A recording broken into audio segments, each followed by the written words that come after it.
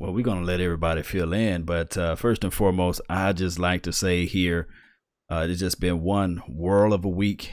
We got Zeke to start now, and we're gonna see what Dak Prescott can do, whether or not his sophomore slump or whether or not he just gonna say, hey, you know, I'm different from any other sophomores out there. I'm gonna show up and show out. So with all that being said, we got one person coming in the house, and you know we're not gonna start until we get at least 3. So got to get, come on, somebody else got to jump on in before we get this thing rocking and rolling. As you guys can see on the far right, got the Dallas Prospects logo going on right there, and then we have the Project Shanks logo too as well. Salute to him. And matter of fact, believe it or not, I have a special guest today. Thank you guys for tuning in, but I have a special guest today, and his name is the Project Shanks, the Dallas Prospects. That's going to be our new deal coming along in the future. This is the Outlaw Show with Derek on the line. Hey man, how's it going?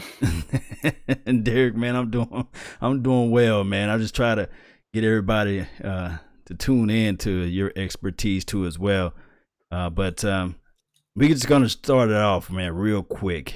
What is your what is your outlook on this whole entire week and the news and all that good stuff, and also what's your outlook on this game that's going to come about? Right. Well, obviously the biggest story of the week, I think, is the Ezekiel Elliott case regarding his 6-game suspension and everything. As we know, we had the TRO, temporary restraining order, issued in Sherman, Texas, late Friday. I think it was actually after the initial 5 o'clock deadline that was set. It was something closer to 6 o'clock, I think. But that pretty much guarantees, all but guarantees, that Zeke will be available to the Cowboys for the entirety of the season, which is obviously huge when you're not taking a MVP, not runner-up. He was in the top 3 or 4 last year, so I don't know who the actual runner-up was, but a huge gain there to have him available to you for the whole season, and that's going to make a massive difference for the Cowboys season. Beyond just this week, he was always going to play week 1 against the Giants, but now we're looking at it as the whole season. And I think that's going to take a lot of the distraction off of his plate, because now he doesn't have to worry about playing one game and then wondering, am I not going to play again until November? Or, you know, if it kicks the can further down the road, is this going to potentially affect a playoff push? Okay. So, so what this in terms does for Dak Prescott then? For Dak, it changes everything. If we were playing without Zeke, even though we've got, you know, a decent pair of running backs behind Ezekiel Elliott, we don't have anybody that's the home run hitter behind him. You don't have a guy who, McFadden can catch the ball, do a little bit in that regard, but he doesn't have the home run threat the way that Zeke does. So you were probably looking at a healthy dose of Darren McFadden, kicking in a little bit of Alfred Morris here and there. Alfred Morris, though, not a great receiving running back, not a great blocker, and doesn't play special teams. So that was a concern there. Basically, it was going to result in a lot more weight and responsibility being put onto Dak Prescott's shoulders. So it is massive to have Zeke not only available this week, but available moving forward as well. Pretty much changes the entire outlook for that. I kind of want Dak to follow, and this is obvious to say, but the Russell Wilson trajectory, wherein the first couple years, he wasn't really asked to do more than he was capable of. And by the time he was asked to do that, he had time to grow into the role and get good enough to be able and capable of doing it. Whereas if he had to do that right now, especially against the Giants, who he had only about a 52% completion percentage against last year, I would have been more concerned. But I think Zeke gives the home run threat, and he gives a lot of added support that Dak, frankly, needs, especially against the Giants.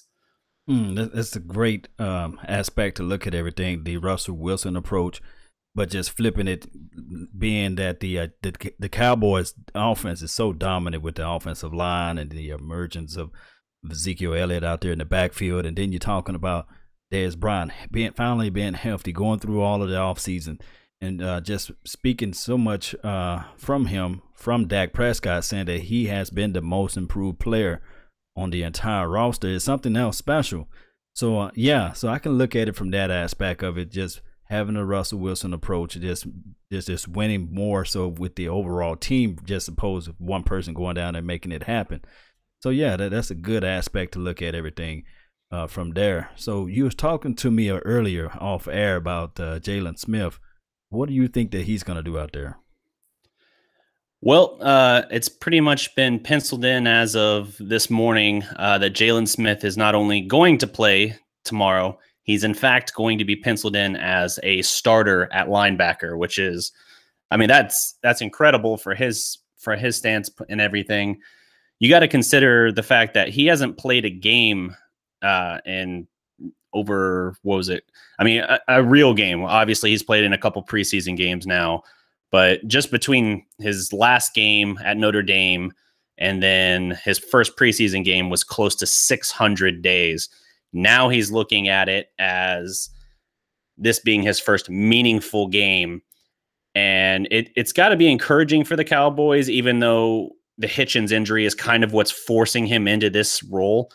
I think that they're trying to be very protective of him. And if they had it more their way, if Hitchens was healthy, I do think he would play, but I don't think he would be starting yet. So part of it's necessity, but I really do think they would not risk him now after having protected him so much through a year and a half, unless they felt that he was showing and capable of doing this. So it's encouraging. I think he can have an impact because you got to think about the emotions kind of going through that defense as a defense that's going to go in with a chip on its shoulder.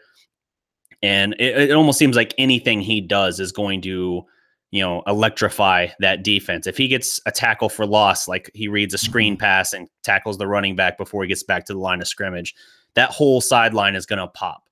So that can't be overlooked and undertold enough. So I really think, if he does anything, doesn't mean he has to get an interception or a fumble or anything like that. Anything he does is going to have a positive impact. You're just worried about his ability to stay healthy and to perform, not look like he's lost out there. No doubt. I think Rod Marinelli is going to put him in those right positions out there on the field. And largely it's because of the fact that this team has yet to allow a 100-yard rusher. So maybe he gets out there, maybe he can just fly out to the ball. And of course, my hesitation was the fact that when a running back get him out in space, or quote unquote a tight end get him out in space, will he be able to cut and make those certain angles? But looking back at this team and looking at the opposition that they're playing with against this particular Sunday, they don't really have a running back that is going to be that much of a threat out there. They got Wayne Gallman, I think that's how you say his name, and they have Paul Perkins. So they got both of those guys that nobody can really say, okay, they fear me. We fear them. Right. So hopefully, Jaylon Smith just can get out there and make those few tackles and just ignites the whole entire defense. So yeah, that's actually a great point. Something else on the Jaylon Smith front. My bet is that they're going to keep him in run downs. They're going to try and keep him running downfield rather than having him in situations where he's going to have to turn and fall back into coverage. So I really think that they're going to just further protect that knee and to keep him kind of within his comfort zone right now. I think you're going to see them try and protect him that way. And the other running back threat I would mention for the Giants is Shane Vereen, who had a big impact against Dallas week 1 last year. Oh, yeah, I forgot all about old Shane Vereen, and he can catch out of the backfield. He's one of those Dunbar type of guys, but a whole lot better in a sense, as far as veteran and just being out there on the field. So maybe we'll have our hands full maybe for the first quarter or so, but outside of that, I just don't see Eli Manning playing a mistake-free game. Yeah, I don't either.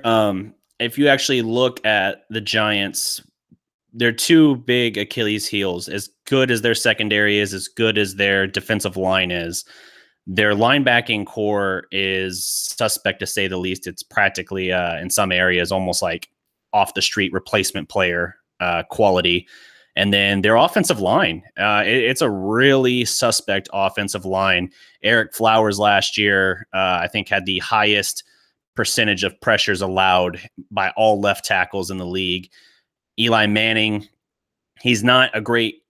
Eli Manning he's an enigma to some extent because no doubt his 2 Super Bowl runs in the playoffs were as clutch as it gets. Both Super Bowls he had to make an insane play. Mm-hmm. I don't disregard that. He's got a clutch gene, but it's a weird thing where I don't think he's himself a great quarterback. I think he's a guy who can rise to the occasion in these moments, but I don't think he's a great quarterback overall. And if you look at his performance last year, whether it was just from an interception standpoint or general production, QBR, he was in the bottom 5 of the league.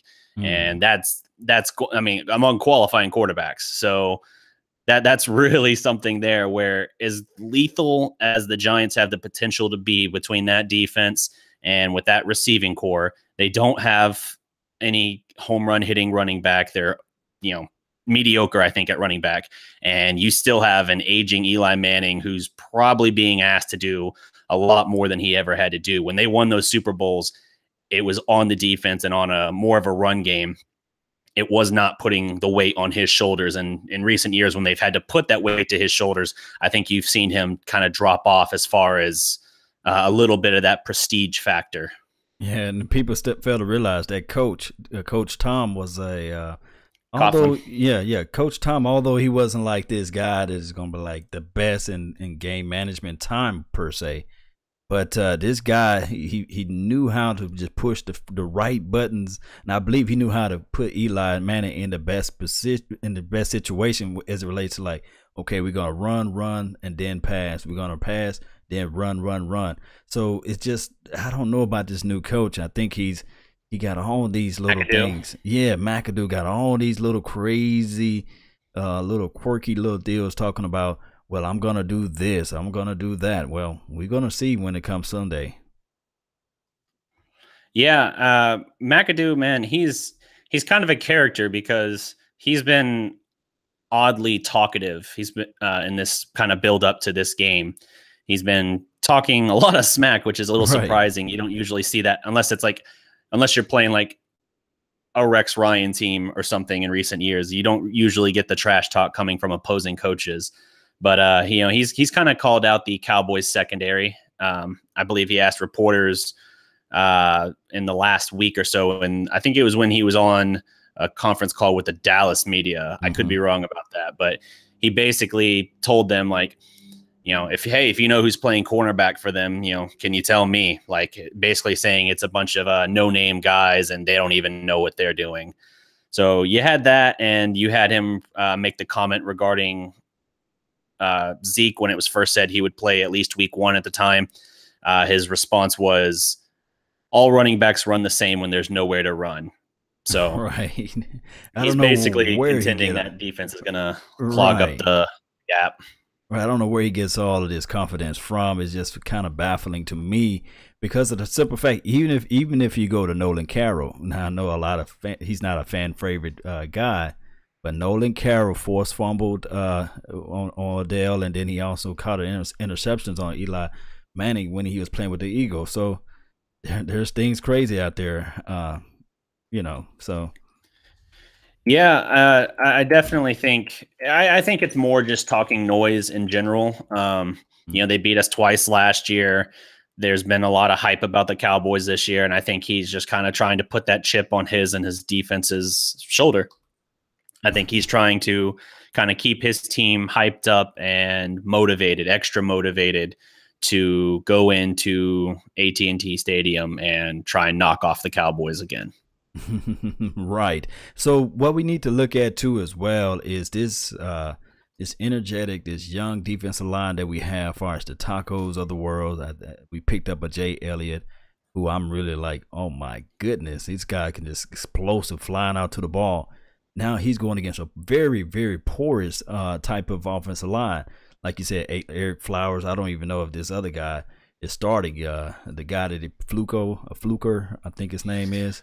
I don't believe he's starting. I think he's a swing tackle for them at this point. Oh wow, how horrible is that? So now they got their hands full on that because this team rotates so much. And I think Stephen Paya and the guy Malik Collins, these guys are going to be just rotating in and just flying out to the ball. It's going to be a fantastic show. And I say this, I was hard on Taco, but this may be a game where Taco can get at least 2 to 3 sacks. Believe it or not. Yeah, like I said earlier, it's a very vulnerable offensive line that the Giants have. So I could see a lot of pressure from the Cowboys, a game where maybe they can get more pressure than usual. But at the same time, I know the Giants, in part making up for that lack of strength at offensive line, does a lot of quick passes. So I don't think you necessarily have to look for sacks. I think it would be good just to get quarterback pressures, just having Eli throwing off his back foot or, forcing something that might not be there timing wise.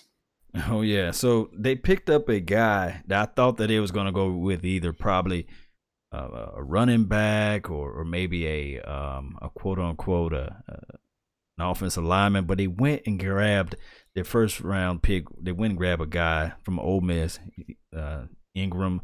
He's fast. He's elusive. Now some people was lamenting the fact that he can run routes like a wide receiver. Now, of course, on a collegiate level, he can do those things, but now he's playing against grown men, so now he's going to be matched up with maybe a Byron Jones per se, or whoever our linebacker, maybe a Sean Lee at this time. So what are you thinking? Have you looked up Ingram at all? Because I can tell you all about him. I'm not super familiar with him, so yeah, feel free, educate me. Now he's a good inline route runner. Now he's not going to give the best protection as far as the blocking per se, but he's fast, he's elusive, he can get upfield, and he can be one of those weapon X's for them if he can just get out to the races real earlier, more sooner than later when it comes Sunday night. But at the same time, you're talking about a quarterback who's just going to have 3 to 4 seconds to throw the ball. I think that this rush up the middle is going to be able to create that pressure, collapse the pocket, and have Eli Manning rolling out, passing the ball. Now, the thing is with that, if you put these things all together, you're talking about a not 100% Odell Beckham. He didn't practice none this week. And you're talking about a guy who he didn't even catch a pass with Eli Manning all this preseason, and that's the guy they got. Odell? Are you talking about Ingram? No, not the other guy. I moved on from Ingram. I moved on from Odell. The guy from New York Jets. I forgot his name just that quick. I'm getting old, man. Sorry about that. The tall guy. I forgot his name. See, that's how much I forgot his name. Brandon Marshall? Brandon Marshall. Good Lord, I'm losing my mind. Brandon Marshall have yet to catch a pass this preseason from Eli Manning. So we all know that wide receiving course, it takes continuity. The back shoulder fade, that's something that you have to work on. Right. What are your thoughts on Brandon Marshall? Man? That's an excellent point. With Marshall's case, as you said, he hasn't had a chance to build that rapport yet with Eli. And I think it's also worth noting, I don't think he's 100% either. I think he's still been dealing with a little bit of a shoulder injury. I don't think it's anything serious, maybe just a sore shoulder, something like that. But that would definitely, you would think, reduce his productivity a little bit. But the big thing to me is Odell, in the sense that it's still not, he never practiced in the lead up from this. From the time he got hurt in week 2 or 3 of the preseason, he has not practiced once. Now he's been out there running, doing a little bit of light route running from what I understand, but not any hard cuts or anything like that. So he's the engine that makes the whole thing go. If you don't have him, the Cowboys aren't going to have to worry about, stacking a safety over the top with Odell. And I think that takes away a lot of the significant impact you could have seen from Brandon Marshall otherwise, because I don't think Brandon Marshall's got that ability to take over a game if he's doubled or anything like that at this stage in his career. Yeah, you hitting on a major point there too as well. So, I mean, when you look at this team all together, it's still going to be just a fantastic game. I know I said I have them going 31-14. That's something that I really think that the Cowboys really going to jump out fast, and they're going to do the no huddle type of offense, and they're going to just push the ball down the field. And I really think that Dak Prescott got a point to prove and things like that. So what are you feeling altogether, like the score wise and things like that? Well, I think it's going to be a closer game than that, just because it seems like anytime these teams play now, I think 5 of the last 7 have been 3 points or less. And the last year, both games were 1 point, I believe, or maybe week one was 2 in the case of the Terrence Williams not going out of bounds to set up Dan Bailey's at least attempt from 60. So I think it's going to be a closer game. I'm leaning 23-21 Dallas. But it boils down to basically Dak Prescott's ability to answer. He's not going to have to carry and shoulder the whole weight now that he's going to still have Zeke, but he does have to perform better than last year. Last year, Dak was, I think, 70 something percent against all other teams, but against the Giants, it was like a 20-point drop. He was roughly 52% completion percentage. And, we know Dallas on third down in that December game last year was only 1 of 15. You're not going to win games that way. And part of that's avoiding third and long. So it does boil down to that. Dak has to basically show improvement. There was a lot of talk, I think, even last year, where even Jason Garrett kind of allowed or alluded to the fact that Dak at times had kind of struggled deciphering when the Giants were in zone and when they were in man in December. And, that's a telling thing there. So you got to hope that he's, studied the film, kind of gotten more familiar with it and his recognition, because they're going to need a big game at a Dak. I think they probably need minimum 250 yards and 2 or 3 touchdowns probably. No doubt, man. It's one of those things. Well, if you look at it, Spags is a good coach for the Giants, and I can go over some key points for the Giants fans that's in the chat box of how they can actually beat the Cowboys, and that will be pretty much just if you go back to the blueprint of how Green Bay won last year, and that's just jumping out on the Cowboys being perfect in a sense, whereas when you have the possession of the ball, instead of scoring 3. Or instead of kicking or punting a ball off, you got to get down there and score a touchdown. So the key to the Giants' victory, if per se I'm saying this, will be so much for them to be able to make those splash plays and just having the special team to step it up, maybe get a long kickoff return, because still in my mind, they only averaged, less than 21 points last year. And it was like right around 12 or 13 points that they averaged the whole entire year. So I don't think that just because you put in the Brandon Marshalls of the worlds and you add a young rookie tight end, that this team is going to be able to get 22 or 23 points a game. And if you look at the raw average number of what the Cowboys can bring to the table, yes, they're going to be able to score 2 as well. So if the Giants are able to get out ahead very soon and have the Cowboys playing against their type of game plan, or playing against their heel, rushing plays and rushing through their progression, then it could be one of those games, a 24-20 type of game, or a 23-21 Giants type of game. Right. Yeah, the Giants secondary excels at press coverage, and last year they held Dez well in check. I think he had like 2 catches for 17 yards in 2 games. So Janoris Jenkins gave him fits last year. I don't think. Hello? I think I lost you. Yeah, well, when I just recently did like a film breakdown or a film overview of Dak Prescott versus the Giants offense and defense, I meant to say. And I did a film review on Dez Bryant versus the Janoris Jenkins. And what I saw more so than anything out there on the field was actually Dez Bryant, Dak Prescott not passing an accurate ball to Dez Bryant. And Dez Bryant actually ultimately in that first game dropping 2 sure-hand touchdown passes in the red zone. So if Dez can hold on to the ball when the ball is thrown his way, if he can adjust to the ball, and if Dak Prescott can be a little bit more accurate, then you are like pretty much 1 touchdown away, because That's all they really pretty much need is one touchdown to win both of those games.